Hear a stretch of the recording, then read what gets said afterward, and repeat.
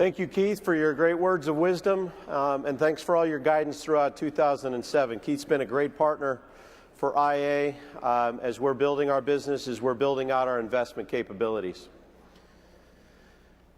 It's my opportunity now to introduce our motivational speaker. For me, this individual really doesn't need any introduction. If you have a passion about sports, motivational kind of movies, inspirational kind of movies, or are just a fan of Notre Dame, you're going to have an interest level in our next individual here. We're talking about somebody who really became, a legend at a university when they played 27 seconds in one football game, had one sack in their only play. Now that's pretty impressive right there. But think about what was created from a singular moment in time. And there's one thing I wanted to read off of his bio, because I love this first paragraph. Against all odds, on a gridiron in South Bend, Indiana, Daniel Rudy Ruettiger, in 27 seconds, carved his name into history books as perhaps the most famous graduate of the University of Notre Dame. The son of an oil refinery worker and third of 14 children, Ruettiger rose from the valleys of discouragement and despair to the pinnacles of success. This is a movie that, whether you're a fan of sports, like I said, you're going to love this story that's involved here. So we've got a quick video I want to start with here and use as part of our introduction. Ready, set, hut! After high school, I'm going to play football at Notre Dame. Chasing a stupid dream causes nothing but you and everyone around you heartache. The problem with dreamers is they usually are not doers. Are you fully aware of the sacrifices you're going to have to make? It's the most beautiful campus in the world. Having dreams is what makes life tolerable. Notre Dame is for rich kids, smart kids, great athletes. It's not for us.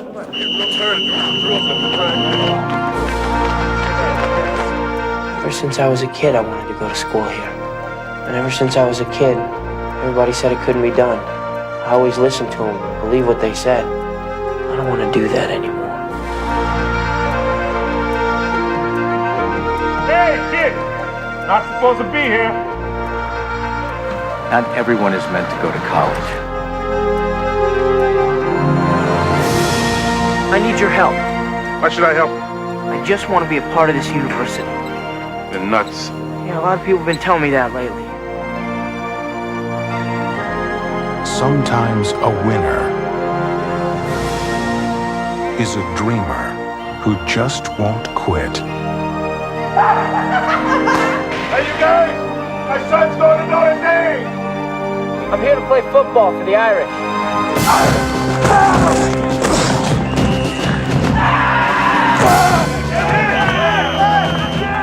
I wish God would put your heart in some of my players' bodies. You're 5 feet nothing, 100 and nothing, and you got hardly a speck of athletic ability. In this lifetime, you don't have to prove nothing to nobody except yourself.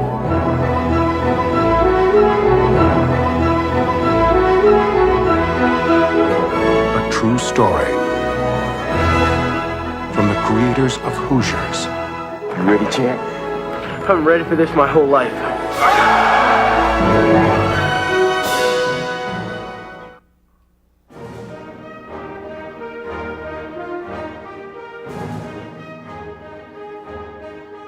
It's my pleasure to introduce, as our motivational speaker this afternoon, Rudy.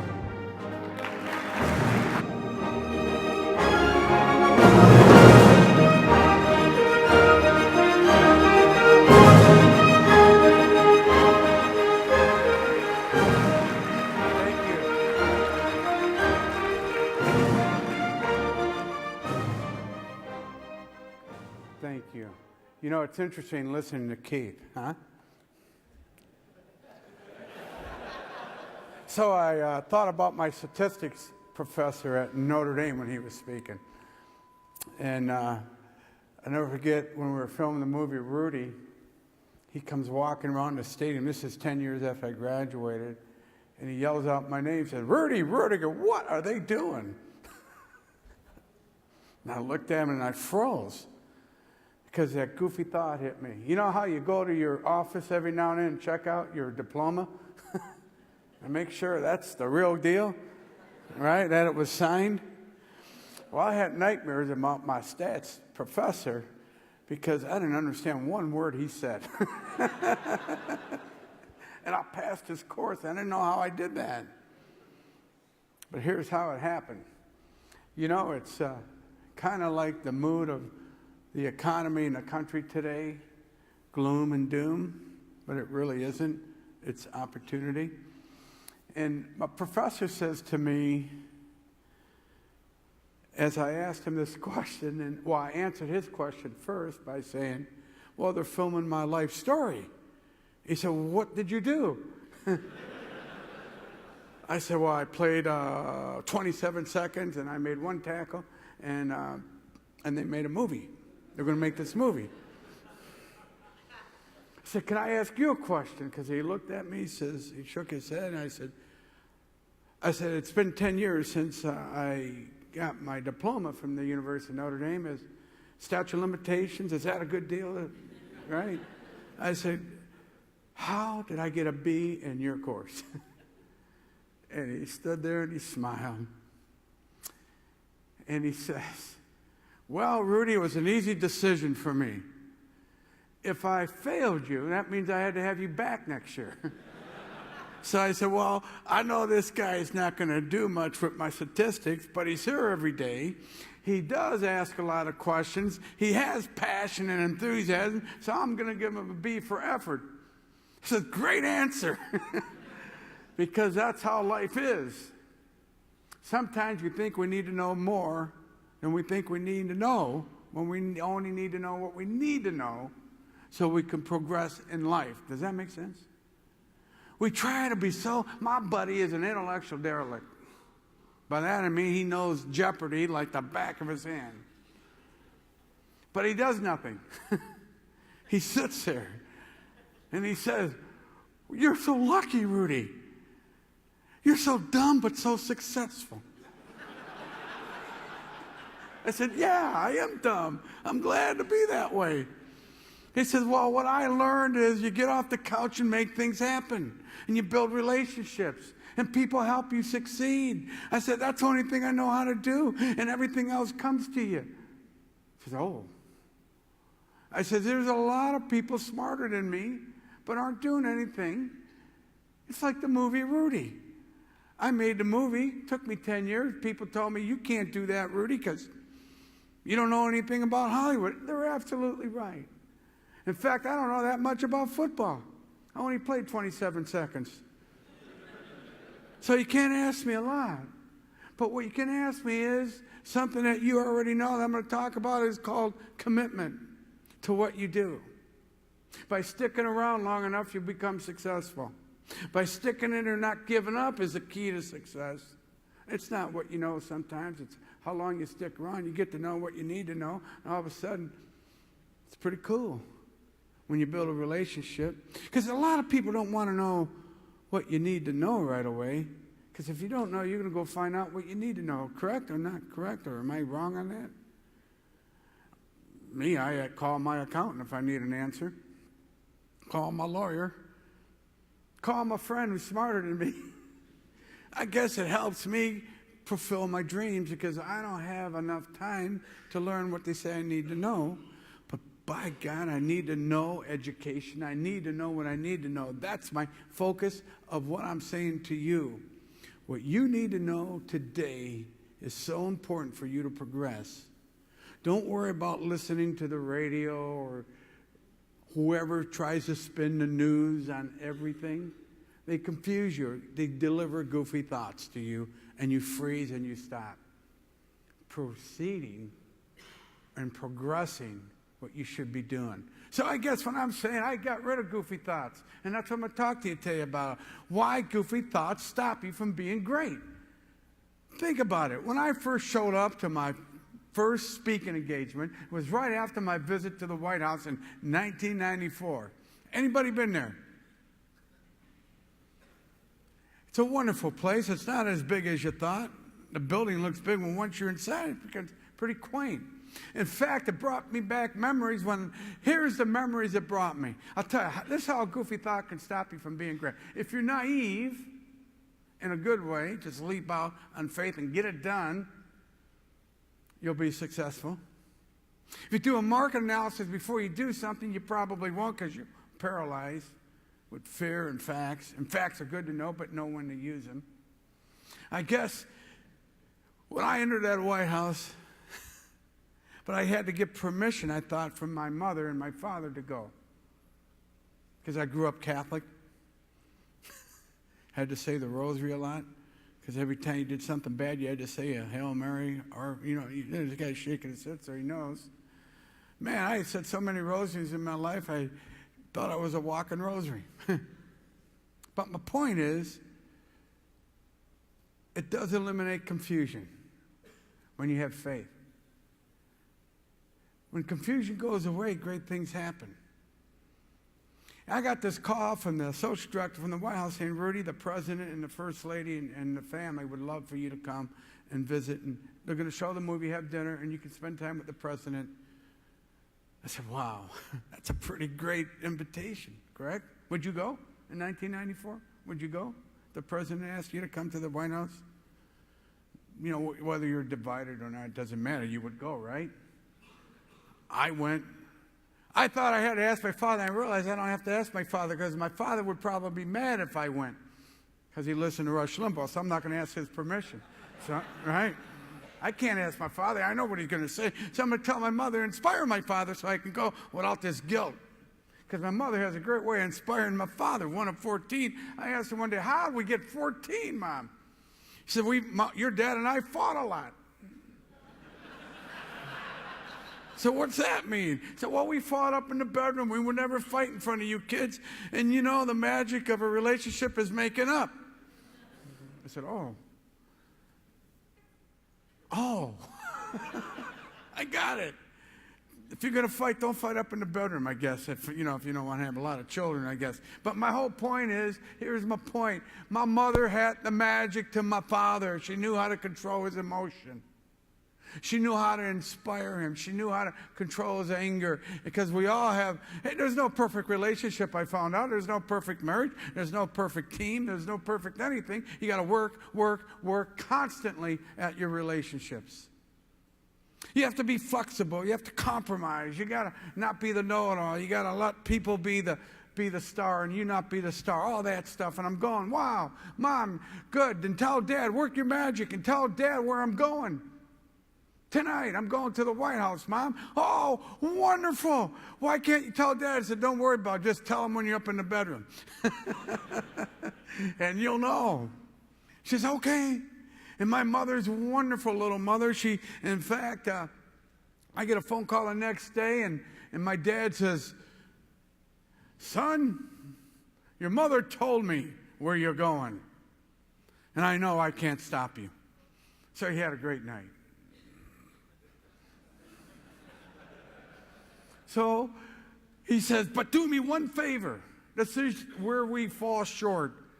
He says, do me one favor. Find out who runs that White House for me. Goofy thinking gives you goofy agendas and goofy pass on information. So I said, sure, that's better than getting yelled at, correct? So I said, you bet, Dad, I'll do that. And I go to the White House with a goofy thought. You ever go to an appointment with a goofy thought? You don't even know you have it until you get it. Because someone laid it on you maybe a week ago or that day, or you listen to some radio program that gave you this goofy thought. You're in the middle of a presentation and you freeze because of this goofy thought. You see, when I walked in the White House, my Lord, you know what hit me?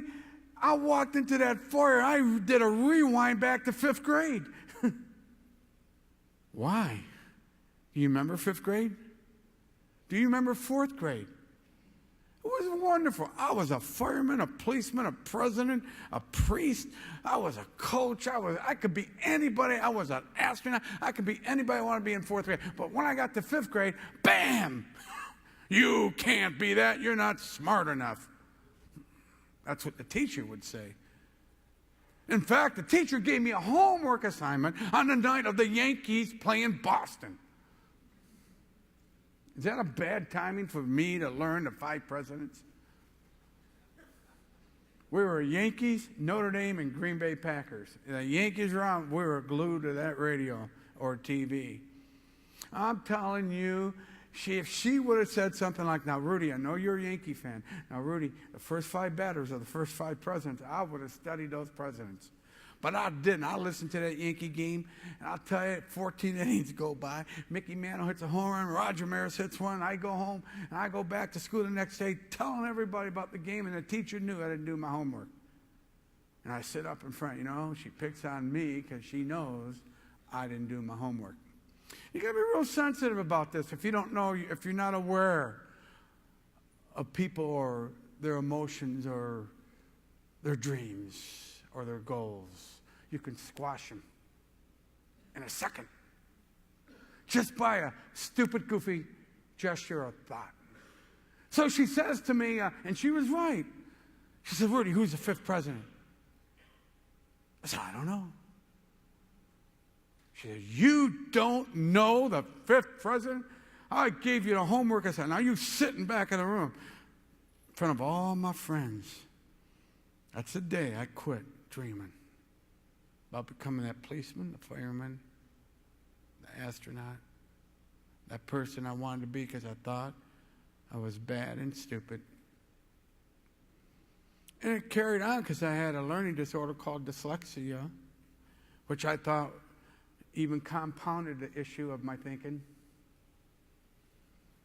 But watch what a dream does and confidence where you can go. I found out I didn't need to know the 5th president when I walked in that White House because I didn't know him. And neither do you. Because if you did, you would all yell out at once if I asked you, who is the 5th president of the United States? None of you know, and you're supposed to be smart guys. Shh, quiet, don't cheat. You don't know. So what's up with that? Here's the point. I walk in the White House, and guess what was on the White House wall? All the presidents. I went to the 5th picture, and I was 45 years old. I said, oh, my God, James Monroe. Took me 45 years because I had other things to do. I had to go to football practice. I had to go study my math, my science. I had to study things that I needed to know in order to pass that course. So that's what I got. That's why I said I only needed to know what I needed to know so I could pass. What a bad way of getting an education. And I looked around. I'm so excited. No one knew my excitement but me. Because I got something oh, Lord, I was so excited. I wanted to tell everyone, but no one would really understand why I'm excited. And they would look at me if I had 8 heads if I told them, I know the 5th president. How would your friends react if you walked around this hotel saying, I know the 5th president? So what? And I didn't want that. I just want, man, this is great. But you know what happened? I heard a voice, and the voice was from a lady. And the lady said, Rudy Ruettiger, we are so excited to see you and have you. And the president is anxious to meet you. And I turned around, and it was the first lady, and I froze because that goofy thought hit me. And I was excited for 1 second, and now I'm frozen. Oh, my God, lady, do you run the White House? Is that where you want to be? Because your dad gave you this goofy thought because he thinks he needs it to give his friends. His friends need to think they need to know it so they can live their life and have no dreams, but have a lot of confusion and anger. What's up with that? My mom says your dad's happiest when he watches The Price is Right. I'm happy when I watch Deal or No Deal. You don't have to think. My friend watches Jeopardy, and he's frozen all the time on what he thinks he needs to know. You don't need to know. What do I need to know that for?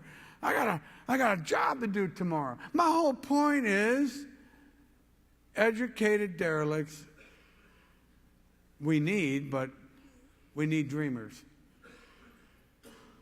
Dreamers make things happen. The entrepreneur, the pioneer, that's who you are. I don't think you're guaranteed a paycheck until you go to work, right or wrong. I don't think you're guaranteed anything but on you, who you are, what you know, what you can do, and how big a relationships you can build. And referral business. I think that's your business. It's not based on, here's your paycheck for the year, good luck. I don't think that works that way. I love it when they say you got an open paycheck. Make whatever you need to make. I'll make it. You can make whatever you want. I get excited. You know, it's like when I had that goofy thought, and that first lady brings me up to the blue room. Sir, were you at the blue room, in the blue room? I don't know if you, that's a great experience, because what's up in the blue room is all his friends and the senators, and they all come up to you and they pat you on the back, and you go down after you eat into this theater. Anybody been in a theater in the White House? It's kind of neat. It's only 60 people can fit in there. I want you to follow this story, because this is what we are about. We make choices on perception, and we make choices on information we think is right that isn't right. You make choices on what you know is right. Your gut. This country's a great country. It's not going to fall apart, guys. It's been here a lot of years. We've got a lot of great people running it. And a lot of great people doing great things. There's a lot of people doing a lot of great things. And we're all worried about what? And I guess everything takes care of itself if you do your job and do what you're supposed to do. If I do what I'm supposed to, everything takes care of itself. So I get all excited. So I'm looking at this movie theater now. I'm in the movie theater, and I don't even know who's sitting around me, because I'm so focused on what's happening in that moment, because I live in my moment. I don't live in yesterday, and I don't live in tomorrow. I live right now, this moment. This is what I have. It's all I have right now. It's my moment. So I'm going to live in it. I'm going to enjoy it.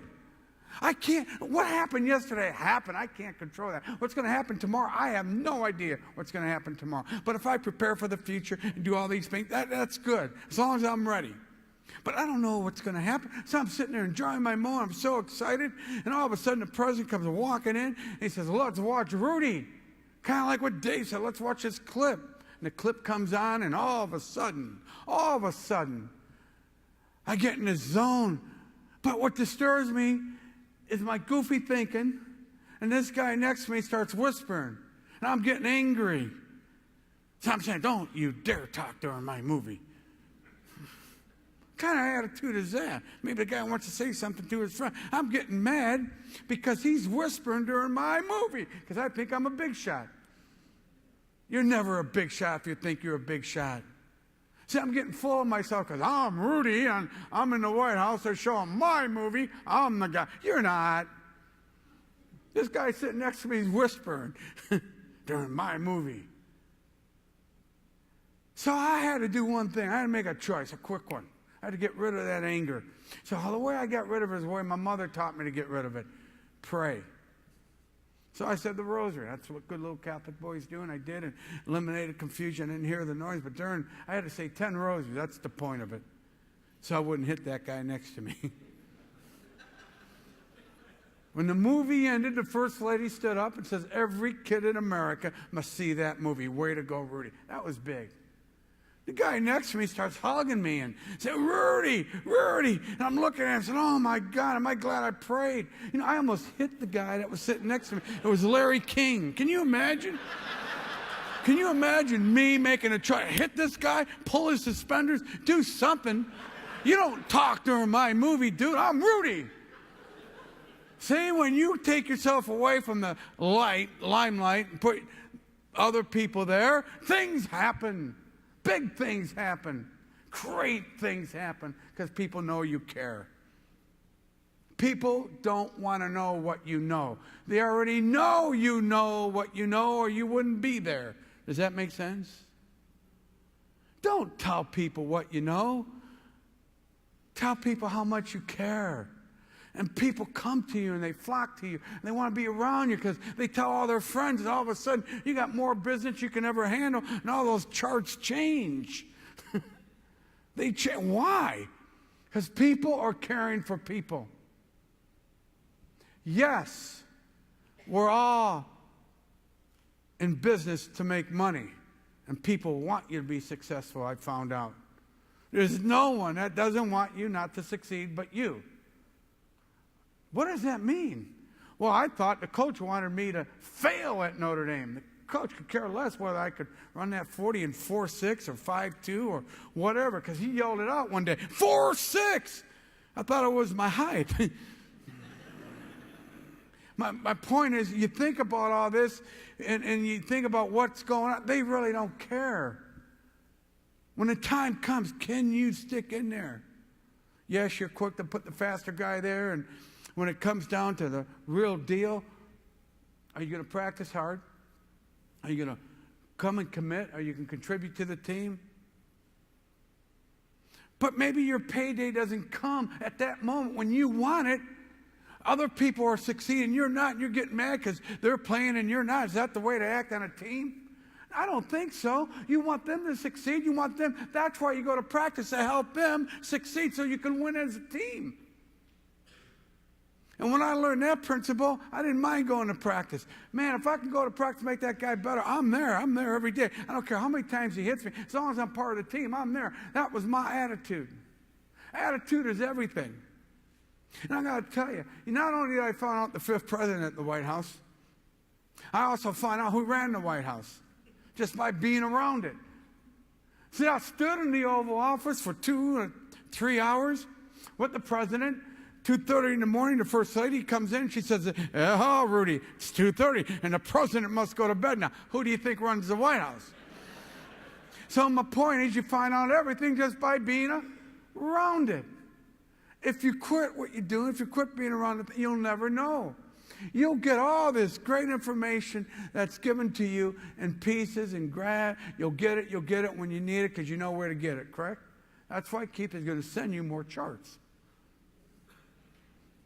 It's kind of neat to know. He's creating a wealth book for you.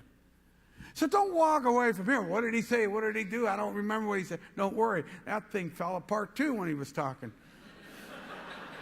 So don't worry about it. He's going to put it all back together for you. You understand what I'm saying? So get excited like my statistics professor did. You still got to be, because you keep sticking around. Don't worry, Rudy. See, attitude is everything. And perception. It's like I said when I showed up for my first speech.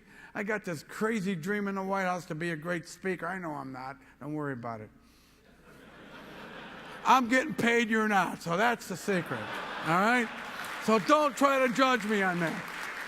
All I'm saying is, when I show I'm excited, I don't care, man. I'm just excited to be here.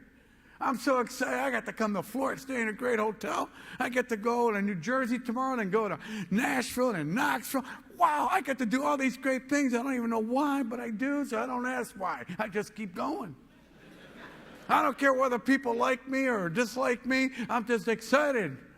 When people say, "Hey, Rudy, my son and my daughter, my grandpa," they tell all these Rudy stories. They never talk about Notre Dame football. I'm glad they don't, because like I said, I only play those 27 seconds. So you got to understand, you and your caring and what you give to people is what they talk about. So I guess it's like anything. Because I know who runs the White House, who cares? Am I going to pass that on to my dad? Absolutely not. It's just going to only confuse his life. I said, the First Lady, Pop, said, every kid in America must see that movie, Rudy. And he said, "You're kidding." She said that? I said, "Yeah." And you know what, Pop? She cried during that movie. "You're kidding." "Yeah?" Wow, what a great lady. I guess what I'm saying, it's about heart. When you hit people, put barriers down. See, life is not what you look like. It's what's inside you. Like that first speech I went to, the 4th and 5th graders. I'm Rudy again, attitude. I'm the celebrity attitude. You don't think kids pick up on that? I showed up on stage, and I come right about where I'm at now, and they just showed that little movie clip and say, hi! And they go, ooh. Look, where's Rudy? Look. You ever see that look? It's a silent look. They say nothing. Does that make sense? And they're mad because you showed up. One little boy says, where's Rudy? And I said, I'm Rudy. He says, no, you're a fake. I said, no, I'm the real Rudy. He says, now why are you fat, man? So you get hit from all sides because of perception. This little boy was built up on The Hobbit coming to see him. See, not me. See, it's how you set people up for success. See, people are confused. It's how you set them up. So I guess I get all excited about, wow, I have a 5-year-old and an 8-year-old. So the little boy down the street, he has leukemia, and the parents call and say, Jake doesn't have too many days left. So we tell Jessica and Danny, Jessica, we're going to go see Jake. Because Jake probably won't be with us next week. So little Danny just very curious, why Dad, why Mom? So we start talking about dying and death and where people go after that. And for a parent, it's hard sometimes. It's like I remember my mom trying to tell me about sex the first time. My dad didn't say anything. But my point, now we're going to go to Jake. We'll go over Jake's, Danny. We're going to live in Jake's moment. Just talk about the dinosaurs and Disney World and where he's been and what he likes to eat, all that stuff. And that's what they did. They took the focus off of Jake dying. They put the focus on his moment. They had the most awesome time. Jake told my kids everything it is about a carrot cake, how to make it. What was in that carrot cake, the grandma, how she made it. Man, they were all glued. Talked about every dinosaur. They talked about everything. So they go home that night talking about Jake, the carrot cake, and the dinosaur. So Jake dies 3 days later.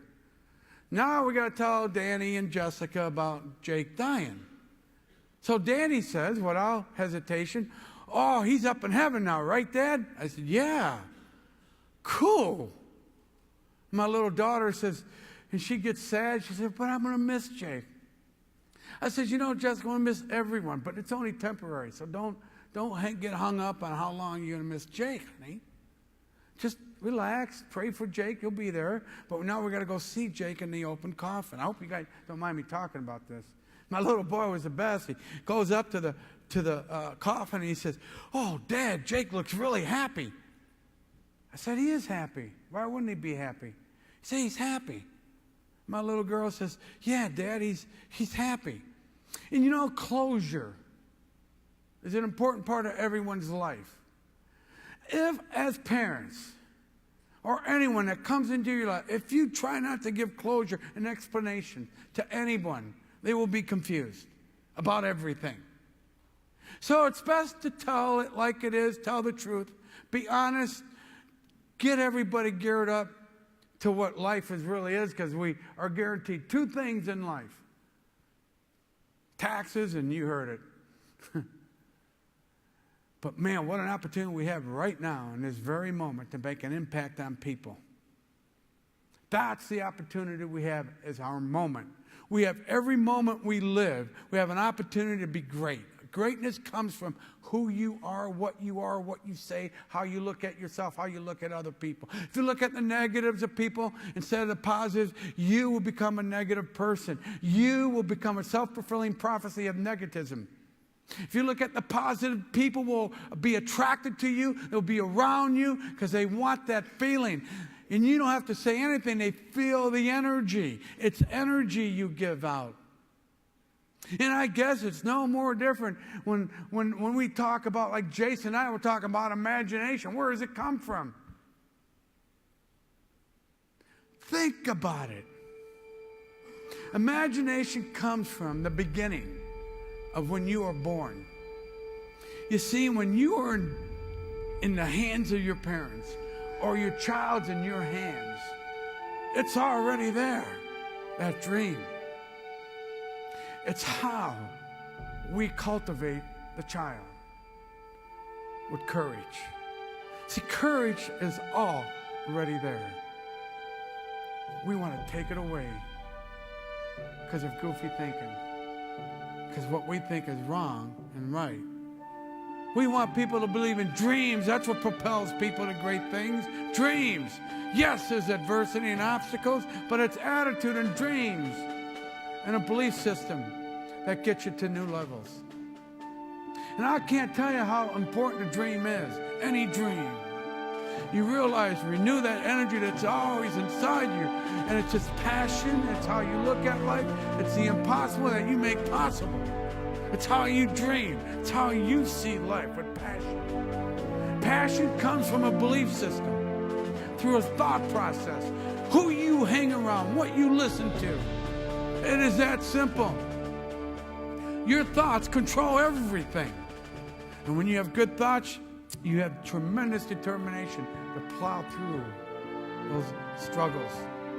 Because without dreams, you have bad struggles.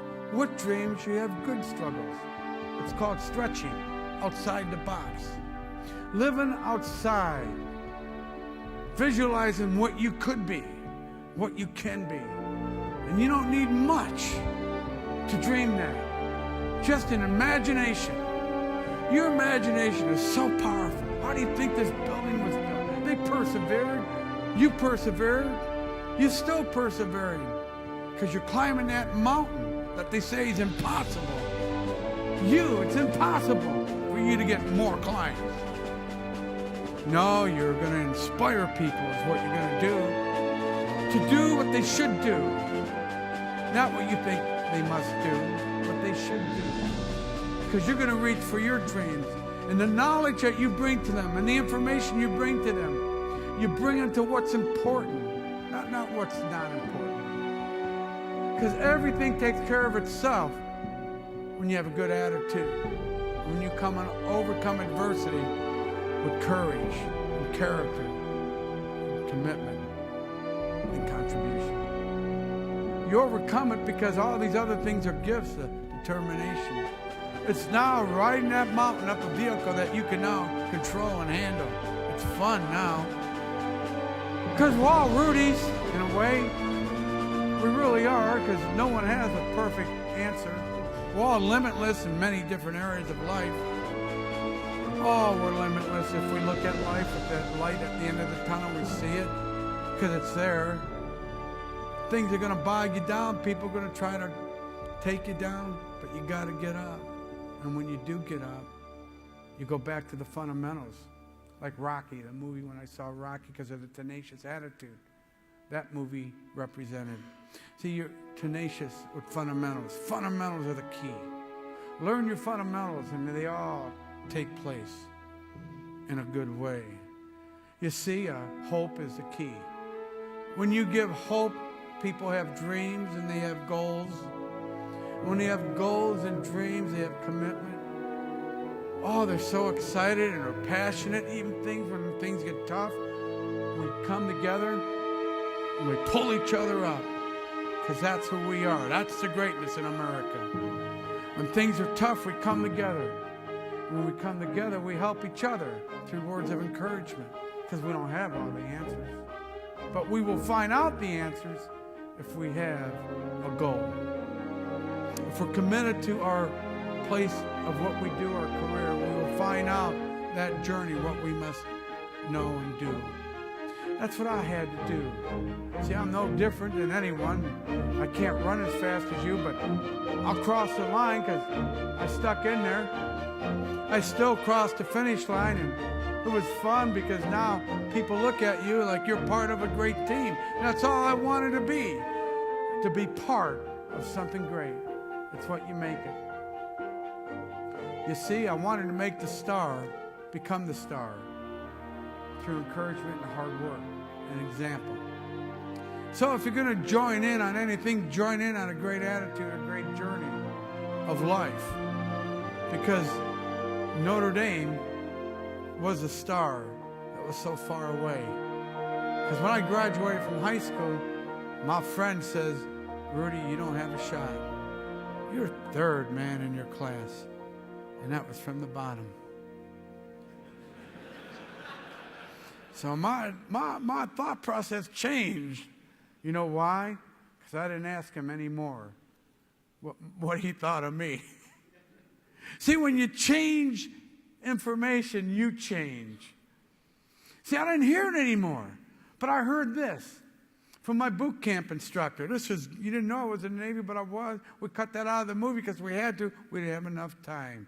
But we had Sean Astin carry the bag in the movie, the Navy bag.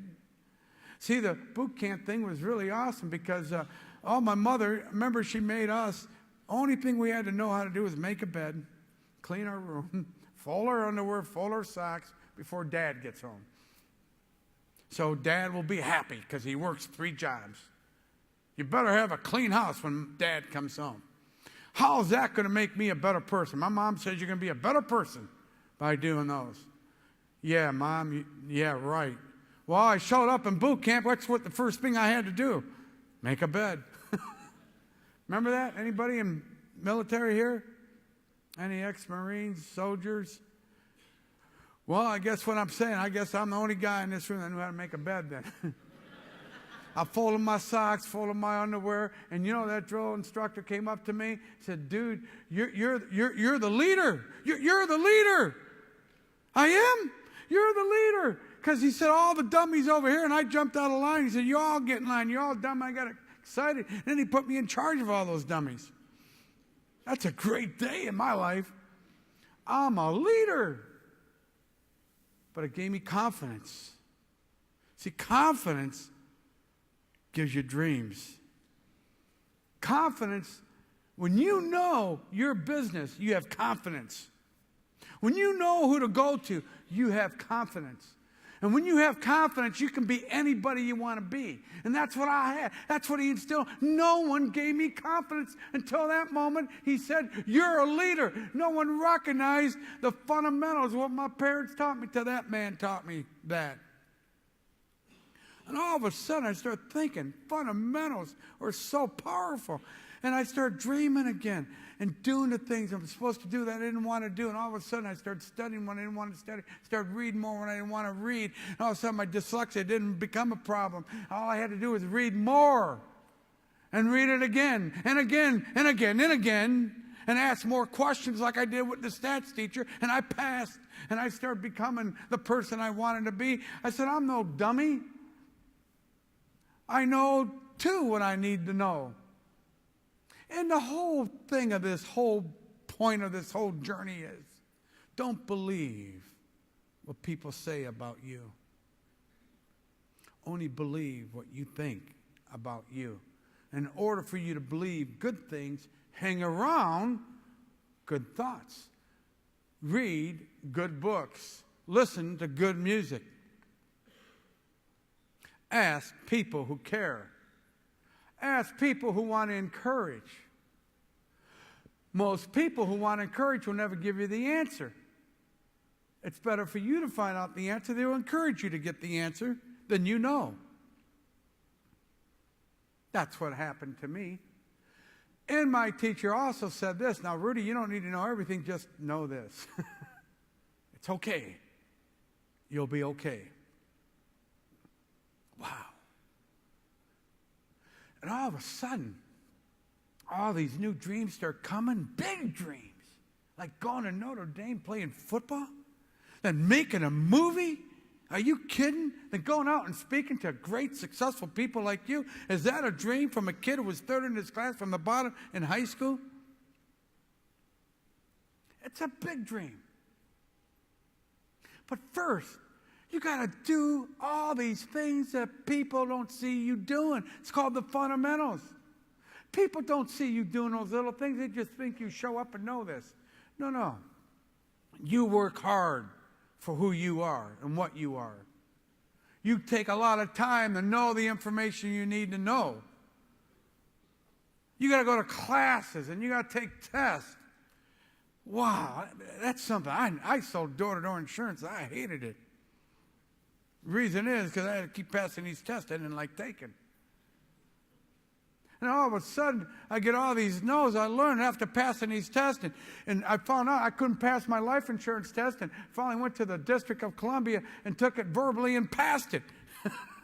Because I had dyslexia, and I can't take standardized tests. So they let me take it verbally and said, you know more than the test. Well, the test confused me. This was right, this could be right, that could be wrong. I don't know. I know what the right one is. You don't make the right answer the right. I think most of the guys guess on those tests. He said, they do. I said, oh, so they really don't know what you think they know. I said, probably not. They're good test takers, though.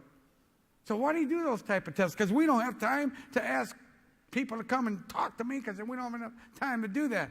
But you're lucky. You get to come and express what you know. Does that make sense? What I'm trying to tell you, don't put someone down because he can't learn what you think he can't learn. That person will probably be running your company someday if you don't watch out. So you better watch out how you treat people, how you talk to people, how you act, because you never know what they're going to become. He may have bigger dreams, bigger goals, bigger ways of getting the answer than you. So don't ever put someone down for having a lot of ambition. If that makes sense, this will make sense. Before I end my speech, before I go and tell you a little bit more, there's only 3 people that helped me get my movie made. Only 3. It was not a Hollywood guy. It's not one of those big producers. It's not a big shot. It was a mailman, a hotel manager, and a friend. And the hotel manager knew nothing about making movies. Nothing. The mailman knew absolutely zippo about making a movie. And my friend knew friends who made movies. Is this starting to make sense? Watch this. The hotel manager is caring about my journey, and he's really caring, and he's really concerned. Never puts me down, but keeps asking me, Rudy, how's that movie project going? And I say, well, it's been 6 years, and man, it's been rough. He says, tell me more, tell me more, tell me more.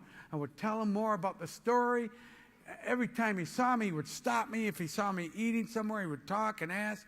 And all of a sudden, one day, he says to me, Rudy, you need to talk to my brother.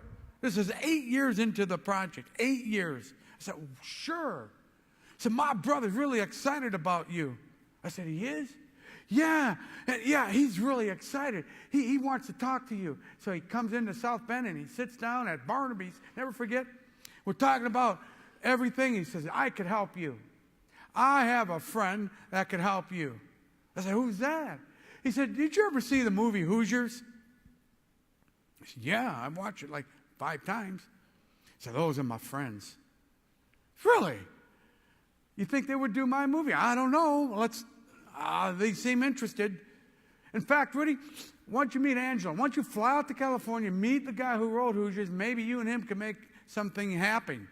So I fly out on his advice to California. Anybody been to Santa Monica? Montana Street, Louise's restaurant? Well, I stood there for 3 hours. Did you ever wait for a client for 3 hours and give up? You ever have a no-show? Well, that no-show could be your biggest client. That's what I knew about selling insurance. I'll stick around. I'll wait at his house till he comes home. I'll lay in his driveway. You know what I mean? I'll do whatever it takes. He's probably too busy, can't remember I'm even there. But he'll remember him when he sees it. I'll build a relationship. He'll buy anything I have. That's what happened to me in insurance, by the way. I learned that lesson.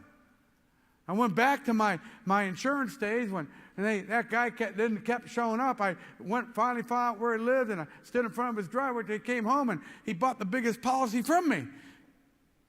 I got to tell you, it was exciting. So I figured maybe this is the same deal, same principle. I started putting the principles back, and I stood there for 3 hours. But you know what? It wasn't working the way I thought. So I walked outside. There was a mailman. This mailman had a smile. And he smiled from ear to ear. And I said, hey, dude, thanks. That's all I needed was a smile. I didn't need any more gloom and doom. Smile was awesome. Wow, thank you. He said, what's up, man? I said, hey, man, I'm from Indiana. He said, I was from Michigan. I said, awesome. And we had a connection. I don't know what it was, an Indiana, Michigan guy. We're a Midwest guy. We're talking. I said, man, I know why you're smiling. You're not back in the snow, man. Yeah, right. I could be passing mail out in the snow. I could be mad about my job, but I'm not. I'm happy that I have a job. I'm happy. I'm excited. Man, every day I thank God. I said, you know what? I'm glad I met you. You're awesome. He said, what are you out here for? He said, well, I said, you don't want to hear my story. No, man, I hear a lot of stories. What's your story? I said, well, real CNN version. I'm out here to meet a writer that's going to help write my movie. We're going to get the movie done, and we're going to do it, put it on the big silver screen. What kind of movie is it? I said, well, it's about my life. It's this and that, blah, blah, blah. And I said, really? He got into it. I told him a little clips of it, and he said, I like it. I like it. I like it. I like it. They said, who's that guy? What's that guy's name that stood you up? Didn't come. I said, Angelo Pizzo. I know where he lives. He got so excited. He said, I know where he lives. I said, you do? Where does he live, man? It's down the block. Come on, follow me. He took me right to his house. There he is. Knock on his door. That's where he lives, man. So I did. Guess who wrote my movie? You look on the credits. Because the first thing this man says, when I knocked on the door, who is it? I said, it's Rudy. He said, how'd you find me? I said, never mind, man. You're late for lunch. Then he says to me, look, Rudy, I respect the fact you fly, but I'm not going to write another sports story. I can't. And I hate Notre Dame. 2 strikes, man.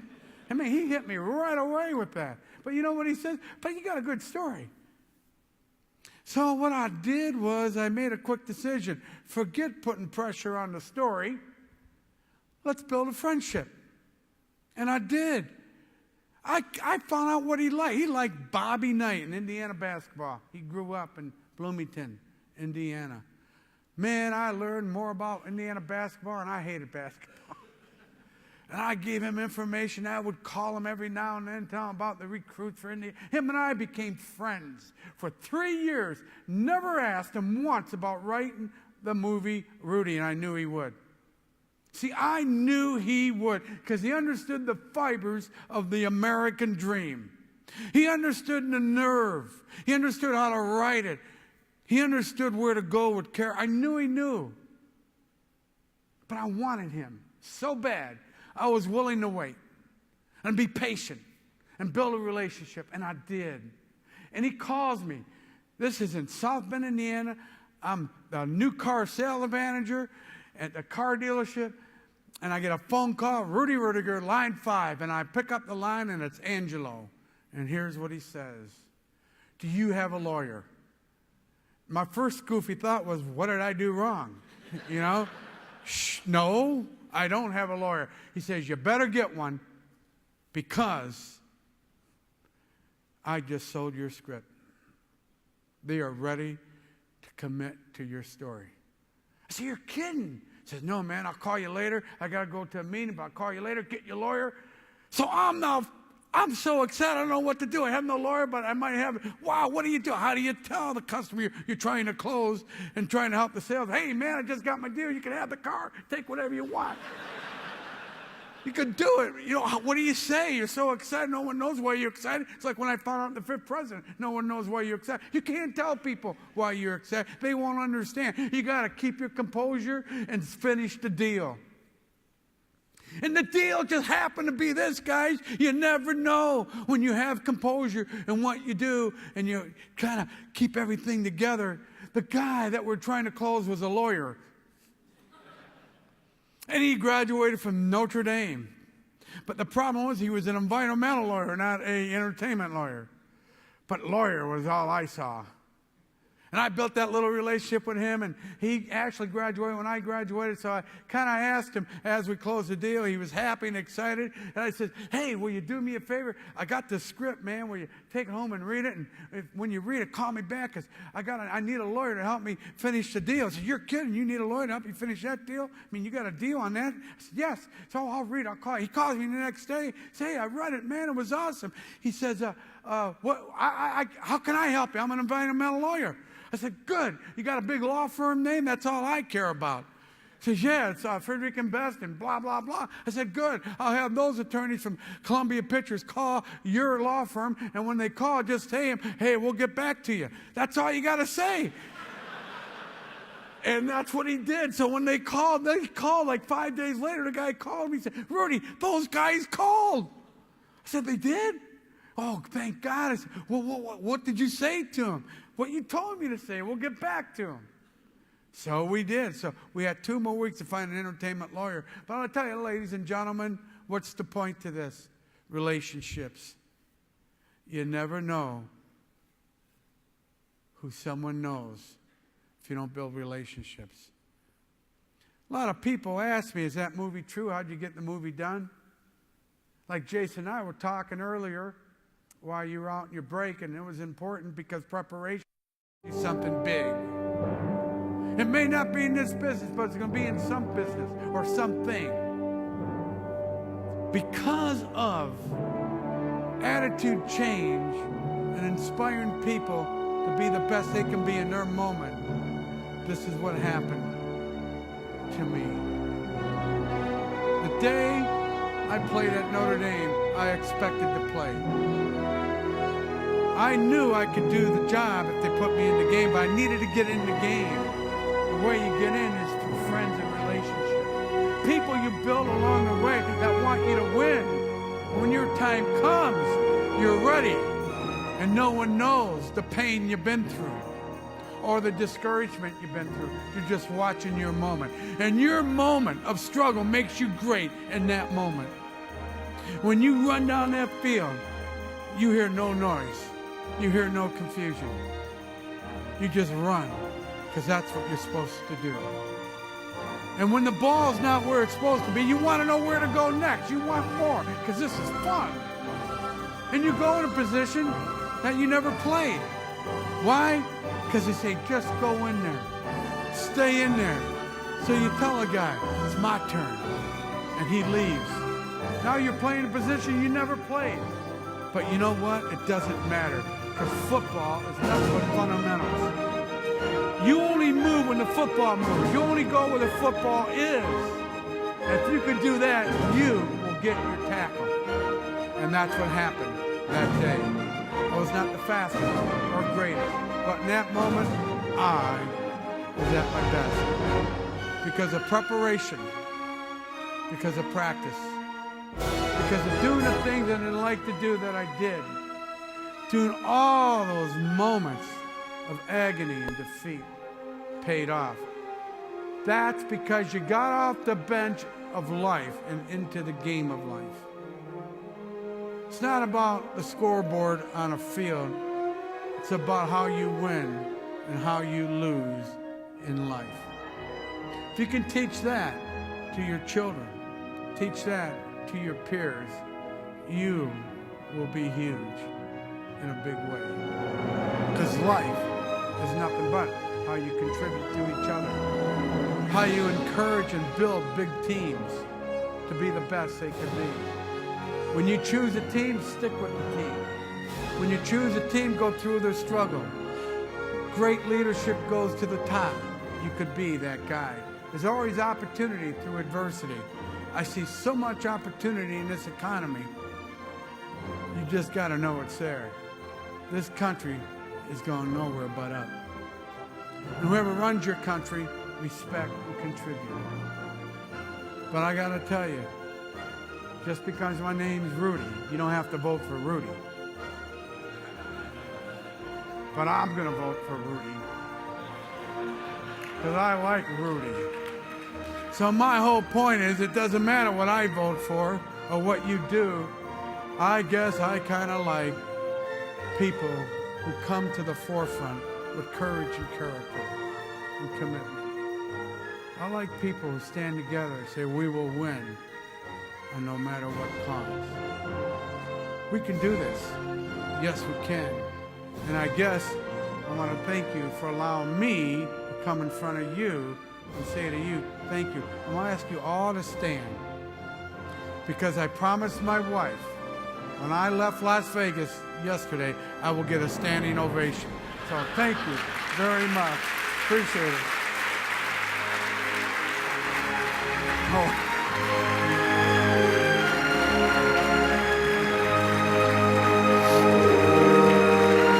Thank you.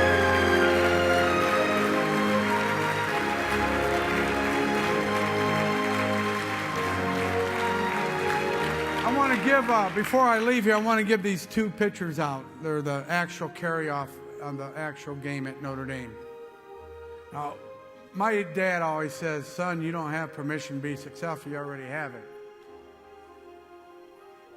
So whoever wants it, he's going to have it. You got it. Thank you very much. You want one? Who's coming on? There, see?